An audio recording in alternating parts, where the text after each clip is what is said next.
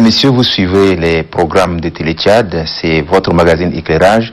Aujourd'hui, je reçois pour vous la ministre de la Production, de l'Irrigation et des Équipements Agricoles, Madame Majidian Padiarud. Madame la ministre, bonne année et bienvenue dans l'émission Éclairage. Merci beaucoup, bonne année à vous également. Autrefois, ministère de l'Agriculture, aujourd'hui, votre département s'appelle ministère de la Production, de l'Irrigation et des Équipements Agricoles. D'une manière claire, qu'est-ce que le gouvernement vise à travers cette nouvelle appellation, madame? Bien, la nouvelle appellation traduit un peu l'ambition du gouvernement et c'est une appellation stratégique. Et donc, on parle de la production. Je pense que chacun de nous ici sait déjà du domaine de l'agriculture ce que ça dit. L'irrigation, c'est également une méthode de production qui est assez importante et qui peut déjà apporter de plus-value dans la production annuelle.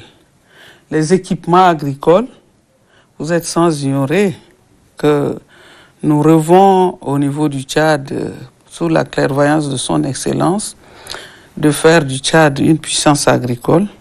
Et ça ne peut passer que par la maîtrise de tout le système de production. Les équipements viennent couronner et donc tout le processus qui a été mis en place, c'est pourquoi aujourd'hui nous parlons du ministère de la Production, de l'Irrigation et des Équipements Agricoles. Madame la ministre, vous avez la responsabilité de la coordination, du suivi et de la mise en œuvre de la politique du gouvernement en matière de l'agriculture. Comment se déclinent les différentes actions par rapport aux différents volets que vous venez d'énumérer? Mon département a pour mission de satisfaire le besoin alimentaire de toute la population tchadienne. Au-delà de ça, d'améliorer le circuit économique du pays. Vous êtes sans ignorer que nous sommes un pays à vocation agro-silvopastorale. L'agriculture constitue l'essentiel par le passé du PIB national. Avant l'ère du pétrole, le pays ne comptait que sur l'agriculture. Aujourd'hui, quand bien même nous avons évolué un peu dans l'ère pétrolière, mais nous nous sommes rendus à l'évidence qu'il fallait compter avec l'agriculture. Et c'est pourquoi l'accent est mis à ce jour sur le système de production agricole. Et nous avons cette mission de conduire le programme politique du chef de l'État dans le domaine de la production agricole. Madame, le chef de l'État a dit les ressources pétrolières sont tarissables. Il appelle les Tchadiens à revenir à la terre nourricière. Je peux dire déjà que nous l'avons vécu et tout Tchadien que nous sommes s'est rendu à l'évidence qu'il fallait plutôt compter sur l'agriculture. C'est pourquoi aujourd'hui, les investissements dans le système agricole sont plus importants, très élevés. Et vous serez d'avis avec moi que dès lors que le chef de l'État a donné le coup d'envoi, nous avons plus de producteurs que par le passé. Il nous a demandé tous de regagner la terre. Aujourd'hui, sans risque de me tromper, nous avons des Tchadiens, des individus qui exploitent des espaces assez importants de 100 à 500 et 1000 hectares. Et d'ici 2 à 3 années, vous allez vous rendre à l'évidence que l'agriculture tchadienne prend de l'envol. Aujourd'hui, les ressources pétrolières ont permis à l'État de quitter l'agriculture traditionnelle à l'agriculture méthorisée, autant pour moi. Là aussi, il y a un effort important, madame. Oui, vous êtes témoin d'ailleurs, comme la presse nous suit partout où nous sommes. Le chef de l'État a mis l'accent sur les ressources pétrolières pour améliorer le circuit de la production agricole. Nous sommes arrivés à l'ère où l'agriculture doit être mécanisée avec l'achat d'un grand nombre de tracteurs, leur déploiement sur le terrain, les aménagements hydro-agricoles qui ont été mis en place et ces tracteurs ont facilité l'extension de l'agriculture. Nous avons réussi à faire travailler les producteurs sur de grandes superficies, même si cette mécanisation n'est pas totale, parce que là aussi, il fallait suivre avec tout le processus. Les tracteurs ne font que labourer. Ils labourent de grands espaces, il fallait accompagner. Donc, nous sommes en phase où il faut reconvertir la force de l'homme dans la mécanisation. Donc, l'utilisation des engins motorisés pour le semis, pour le sarclage, pour la récolte. Et nous aurons à boucler vraiment tout le processus de mécanisation à ce niveau. Donc, le processus est enclenché. Il reste encore des efforts à faire pour nous permettre de donner la facilité à nos producteurs de travailler peu avec leur force, mais d'utiliser beaucoup plus les... Madame, je voudrais rebondir sur les grands projets d'aménagement des périmètres irrigués. Ça, le gouvernement a lancé des vastes chantiers. Aujourd'hui, quel est l'état des lieux? Bien, l'état des lieux, je peux déjà vous dire que avec les fonds pétroliers, nous avons enclenché le système d'aménagement hydro-agricole, accompagné également de nos partenaires techniques et financiers qui nous appuient avec certains projets. Et donc, nous avons fait des aménagements. Aujourd'hui, je peux citer Boumou, qui a été aménagé, exploité par les producteurs. Nous sommes présentement sur un espace assez important à N'Djamena-Fara. Et je crois que l'exploitation de cet espace a déclenché déjà avec les producteurs pendant la campagne en cours. Mais il reste encore à faire. La plupart de nos projets qui œuvrent pour la sécurité alimentaire sont sur ce processus d'aménagement hydro-agricole. Parce que là aussi, pour parler de la maîtrise de l'agriculture, il faut s'assurer des facteurs de production. Il faut que les terres soient aménagées. Il faut qu'on ait la maîtrise de l'eau pour en fournir aux besoins, pour permettre de produire 2-3 fois l'an. Retirer l'eau quand on n'en a pas besoin. Et donc, c'est sur ce processus-là que nous nous sommes lancés. Et j'espère que d'ici 2 à 3 années, nous allons arriver à beaucoup de nos parcelles qui seront à maîtrise totale et nous allons produire indépendamment des eaux de pluie et le Tchadien aura à manger 365 jours comptés. Madame, des périmètres sont aménagés, des tracteurs sont disponibles. Il se pose quelquefois un problème d'accès. Est-ce que ce problème a été résolu? L'accès, autant pour moi, l'accès au périmètre aménagé et l'accès aux tracteurs pour l'utilisation. L'accès au périmètre aménagé, ça, je dirais que c'est une question d'organisation des producteurs. Les amener à comprendre pourquoi ces espaces sont aménagés, pour quel objectif, pour quel intérêt et qui doit l'exploiter.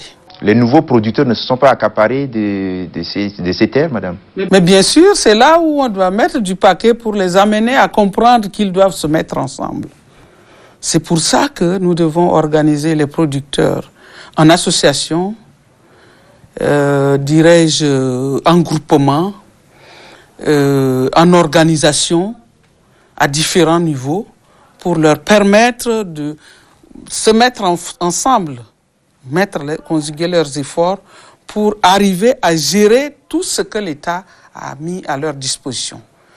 Les espaces sont aménagés, mis à la disposition des producteurs qui doivent à ce niveau asseoir une gestion sereine, rationnelle et à leur service. Mais la compréhension est telle que nous avons eu à gérer beaucoup de problèmes sur les espaces aménagés, mais nous restons toujours à pied d'œuvre dans les ateliers, dans des réunions, dans des missions organisées autour pour les amener à prendre conscience de l'utilisation de ces espaces. Pour ce qui concerne les tracteurs, la gestion a été un peu difficile et c'est ce qui a amené le département à décider de la rétrocession. Et donc, pour que ces tracteurs soient utilisés rationnellement, pour que ces tracteurs puissent être véritablement au service de ces producteurs, également pour qu'ils s'assument qu'ils en font, leur bien, il faut rétrocéder pour que ça les engage. Oui, mais madame, dans la rétrocession, est-ce que les paysans ont les moyens de s'approprier ces engins pour utiliser? C'est encore une raison de plus pour les organiser. Il y a un mécanisme d'appui pour leur permettre d'obtenir ces engins? Tout à fait, il y a des processus de microcrédit qui est mis en place à travers le pays. Et je pense que nous avons par le passé tout un ministère qui s'occupe de microcrédit. Nous avons également les organismes qui mettent à disposition des producteurs des crédits. Et aussi les organisations des paysans qui gèrent les institutions de microcrédit. Donc voilà les atouts pour leur permettre d'être en groupement, en association, prendre un crédit, payer le strict minimum de la valeur résiduelle du tracteur et s'en procurer. Et si aujourd'hui le processus de cette rétrocession a pris un peu de retard, c'est pour permettre à ces producteurs-là de conjuguer davantage des efforts et s'approprier de ces tracteurs. Donc vous aurez à sentir la lenteur dans la rétrocession, c'est à cet effet. Merci beaucoup, madame. L'agriculture tchadienne est tributaire de la pluviométrie. Vous avez mis en place un département spécial parlant de l'irrigation. Comment évaluez-vous la campagne agricole en cours? Parce que nous sommes déjà en fin d'année. Si c'est une question de pointe, nous nous sommes rendus à l'évidence que pendant bien d'années déjà, nous avons toujours des perturbations quand les pluies s'installent. En principe, au mois d'avril, les pluies s'annoncent. En mai, les pluies s'installent dans la zone soudanienne. Et plus loin vers la zone septentrionale, au plus tard juin, on a déjà les premières pluies. C'est ce qui n'est pas régulier et qu'on ne maîtrise pas par rapport aux aléas climatiques qui nous amènent même à penser que nous sommes en train de changer de saison par moment. Cette année particulièrement, les pluies se sont installées tôt. Mais dans le temps, comme dans l'espace, nous nous sommes rendus compte que la répartition n'était pas tellement bonne.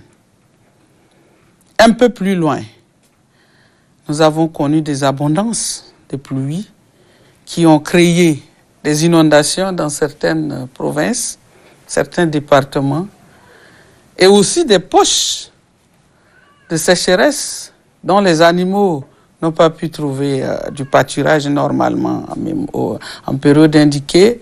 Il y a des champs qui ont pris un coup parce qu'ils ne sont pas arrosés de manière assez régulière pour améliorer le processus d'évolution des champs. Et donc, cette question nous a inquiétés. Mais vers la fin, nous nous sommes rendus compte que la saison pluvieuse s'est prolongée, mais ça a permis de couronner normalement la campagne. Donc, il y a quand même une légère réduction sur la production par rapport à l'année 2018, mais ce gap-là peut être comblé par les cultures de contre-saison que nous avons vraiment fait la promotion. Aujourd'hui, nos producteurs sont bien initiés à l'exploitation même de nos plaines. Vous voulez parler de la culture maraîchère, hein? La culture maraîchère. Tu prends la zone méridionale, dans le Mandoul, dans le Logone, oriental, occidental, et même dans la Tangilé, plus l'eau se retire, plus nous on sème. Et donc, arrivé en période de mars, avril déjà, nous avons une nouvelle production. Et plus loin, on entame la nouvelle campagne. Donc, je pense que ce gap se comble de lui-même et il n'y a pas tellement d'inquiétude. Nous étions un peu inquiets pour ce qui est de sésame, mais à la récolte, ceux qui ont reçu de l'humidité changent plutôt de couleur, ça vire un peu, mais la production n'a pas été très secouée.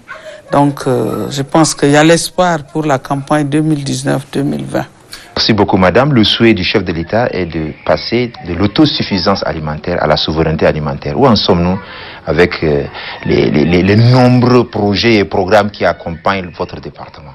Nous sommes à pied d'œuvre. Tous les projets, je dirais l'ensemble des projets que regorge le département en charge de l'agriculture œuvrent pour la sécurité alimentaire. Avec les efforts fournis par le gouvernement, sous la clairvoyance de son Excellence Idriss Déby, président de la République, accompagné de nos partenaires techniques et financiers qui œuvrent également sans relâche pour redresser la situation alimentaire au Tchad. Je pense que nous sommes sur cet élan et nous accompagnons avec brio la politique du chef de l'État qui est de donner à manger à tous les Tchadiens et également améliorer les circuits économiques à travers l'agriculture. Madame, il ne suffit pas de produire, mais il faut transformer. Est-ce que ce volet est vraiment en marche? C'est notre plaidoyer en ce moment. À chaque fois que nous échangeons avec nos partenaires techniques et financiers, la question de la transformation, qu'on arrive à installer au pays des chaînes de valeur. Vous vous rendez à l'évidence que nous avons tenu un salon d'agriculture africaine, pas tchadienne, africaine, Safagri, en mars 2019 ici.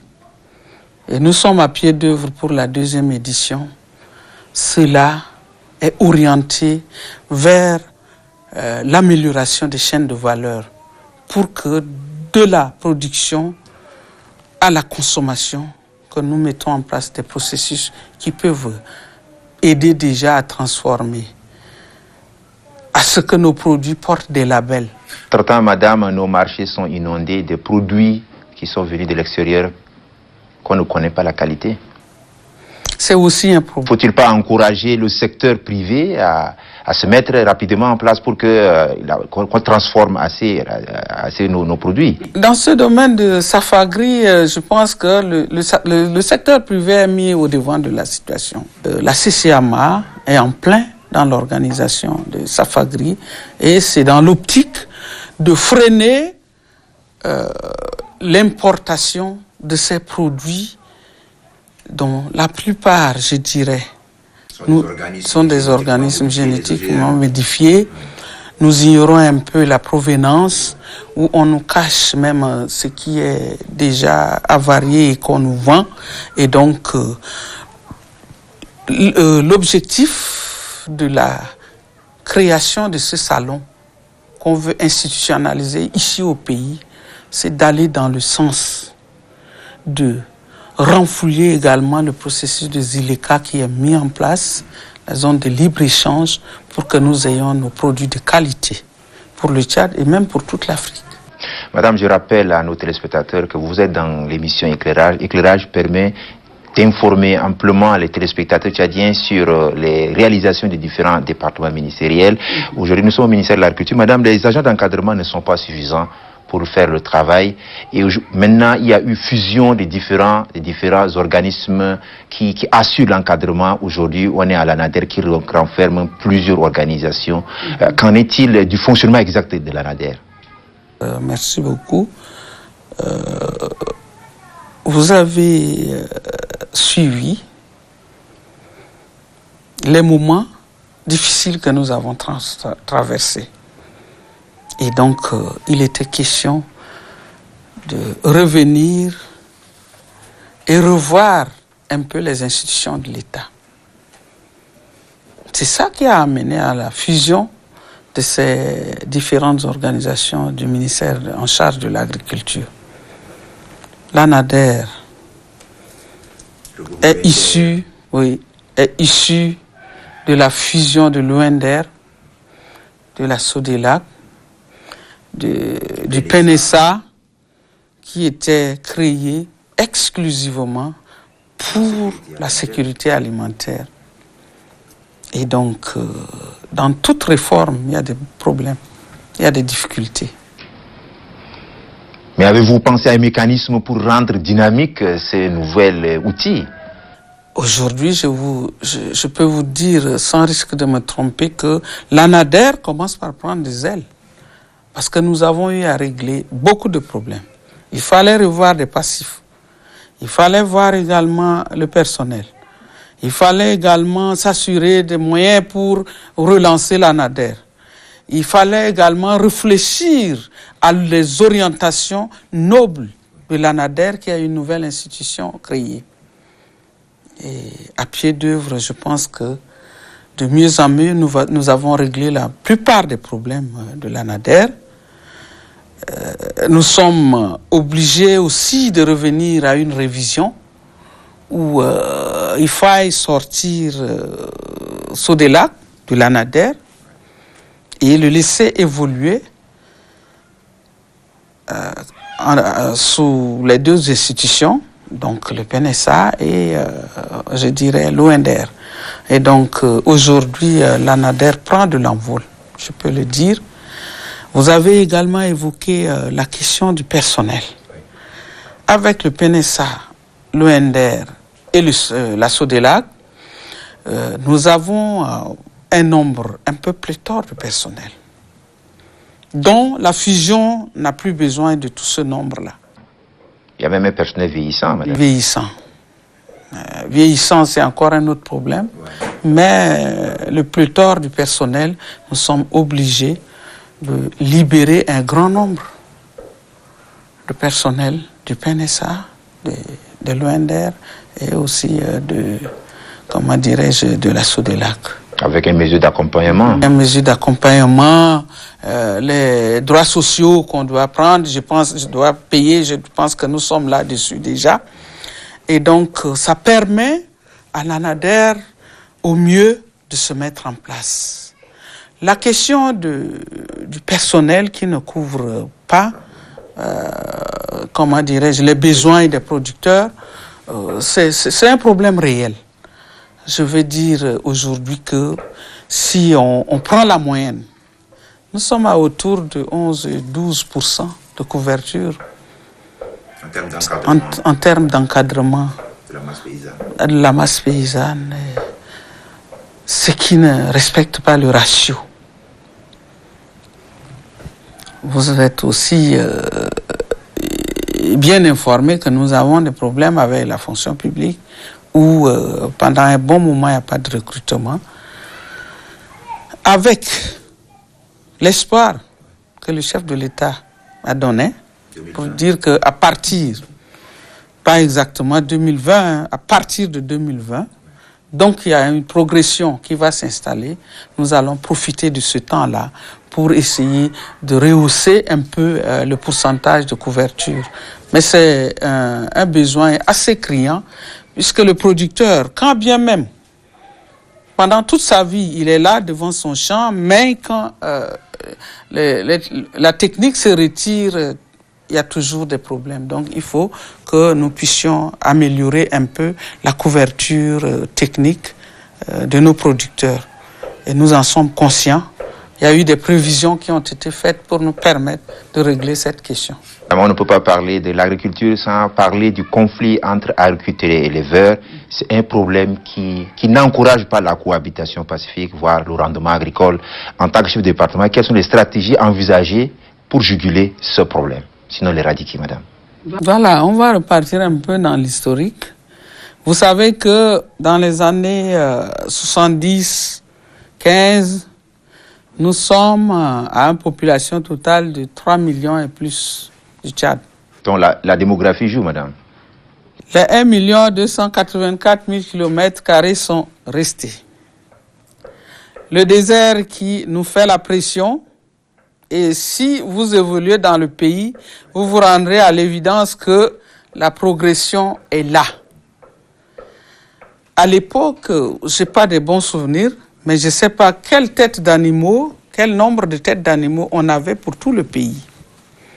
Aujourd'hui, nous sommes tous des producteurs agricoles et nous sommes tous des éleveurs. Sur les 1 million. Sur les 1 million, dont plus de la moitié est menacée déjà par le désert. Vous voyez l'espace même autour de N'Djamena. On n'a plus de forêt, on n'a que de l'espace boisé. C'est d'abord ça le problème. C'est d'abord ça le problème. On y arrive. Oui. Et donc, aujourd'hui, l'agriculture, on cherche à l'extendre.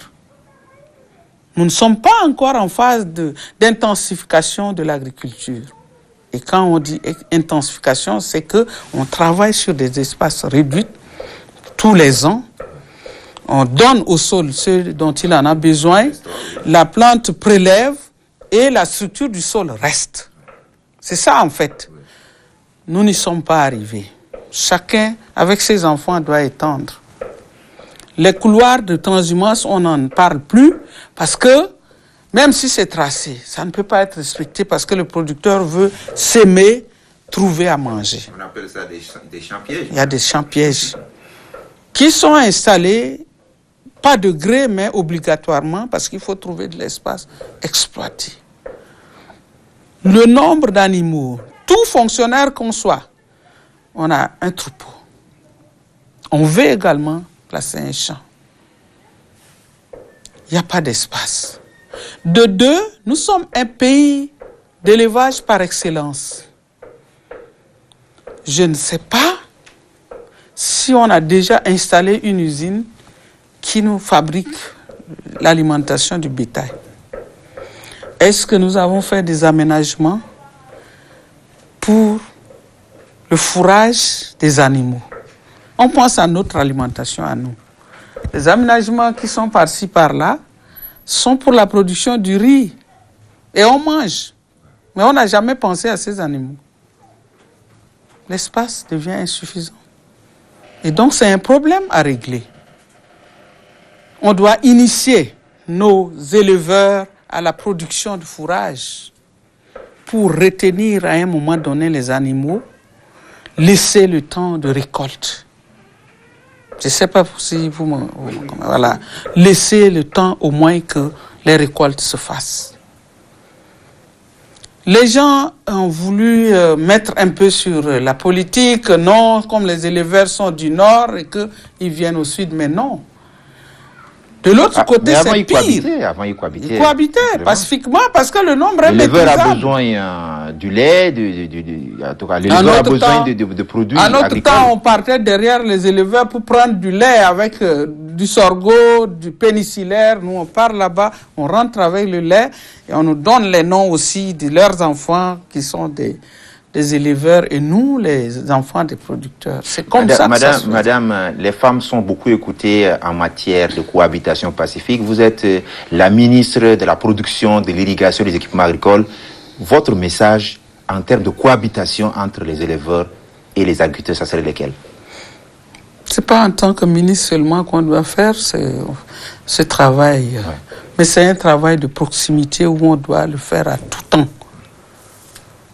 À tout temps, donc faire comprendre, mettre ensemble les producteurs agricoles, les éleveurs, pour leur passer le message à tout temps.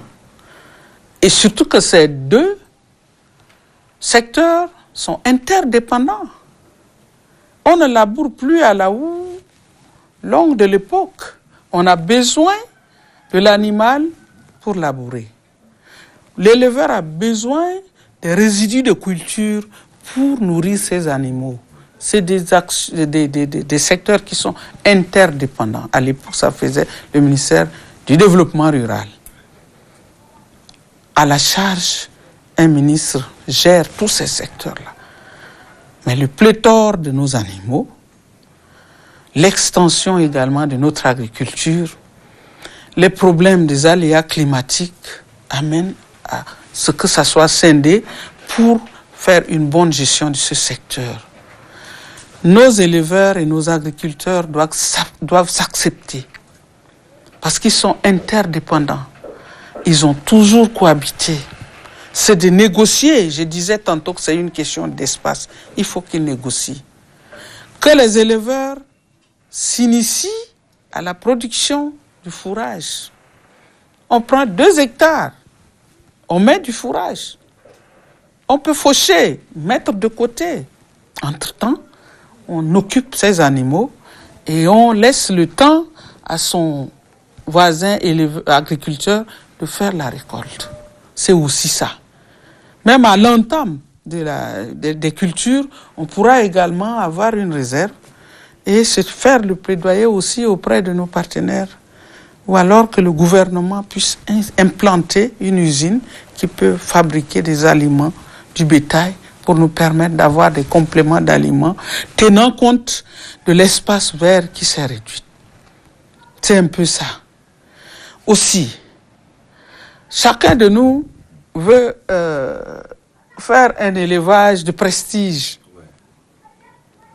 Ça, je ne vous apprends rien. Un élevage de prestige où il faut compter le nombre de têtes. Mais il faut qu'on arrive à chercher la qualité pour nous permettre d'utiliser les sous-produits de l'élevage. On n'en utilise pas. C'est des tonnes et des tonnes de peau, mais on en transforme très peu. Là aussi, un problème de transformation. C'est un problème de transformation qui s'impose à la chaîne de valeur à mettre en place. Et c'est pour ça aussi que le chef de l'État s'investit à travers le ministère de l'élevage pour la construction des abattoirs modernes. Donc tout va être là. On vend les carcasses, mais les sous-produits, nous, on utilise. Aujourd'hui, si on utilise les sous-produits, c'est des déchets des animaux. C'est tout. C'est tout. La peau, là, ça sort aussi. Même si ça se transforme ici à côté à Abéché, ben, ce n'est pas un nombre où ça peut nous permettre d'améliorer le processus économique. Madame, nous sommes au seuil du nouvel an. Avez-vous un message très particulier à lancer à l'endroit de tous les producteurs tchadiens? Les producteurs tchadiens, le message que je veux porter à leur connaissance, c'est que nous sommes à pied d'œuvre pour améliorer notre système de production. Et donc, qu'ils fassent des grands rêves pour qu'on puisse produire à suffisance. Pour que, au niveau du cercle familial, on puisse nourrir sa famille. Pour régler les besoins de la famille, qu'on puisse avoir la disponibilité de vendre sur le marché. C'est comme ça que les autres prennent, ils mangent. On a de l'argent pour ces projets. Éduquer ses enfants. On éduque ses enfants, on les envoie à l'école, puisqu'ils doivent étudier. Et même les éleveurs aussi doivent réduire le nombre de leurs animaux, mettre l'argent pour investir au pays et envoyer leurs enfants faire de grandes études. Ça fait pitié quand on voit les enfants à l'âge scolaire derrière les animaux. Ça fait mal. Il va te dire que c'est ces enfants, ne sachant pas que l'enfant appartient d'abord à l'État. Dès lors que tu fais un enfant, c'est l'État. Et donc, on fait ce plaidoyer-là, que les gens se mettent résolument au travail, qu'on fasse de l'agriculture intelligente, comme on l'a relevé, et que nous rêvons rendre notre pays en puissance dans le domaine de l'agriculture. Donc, s'il y a un message, voilà celui-là que je porte à la connaissance de mes partenaires producteurs et qu'ils s'acceptent aussi, puisque l'agriculture et l'élevage sont interdépendants. Et donc, on ne pourra jamais, au grand jamais, séparer ces deux secteurs. Et c'est les secteurs qui sont fondamentaux pour notre pays. C'est notre vocation. Et donc, je pense que nous ne pourrons jamais séparer l'agriculture de l'élevage. Mais nous avons le droit de l'améliorer de les accompagner pour que on puisse installer rationnellement un système de gestion pour permettre à ce que ça soit au service de tout le peuple tchadien. Madame, vivement que votre message soit entendu. Je l'espère bien. Au nom de toute l'équipe du magazine Éclairage, nous vous souhaitons une fois de plus bonne année. Merci. Et à très bientôt. À vous de même. Mesdames, Messieurs, chers téléspectateurs, merci pour votre fidélité d'écoute à nos programmes. Je rappelle que nous recevons dans l'émission Éclairage Madame la ministre de la Production, de l'Irrigation et des Équipements Agricoles, Madame Majidian Padjarut. Au revoir pour ce numéro. Nous allons nous retrouver très bientôt pour un autre numéro. Bonne année à tous.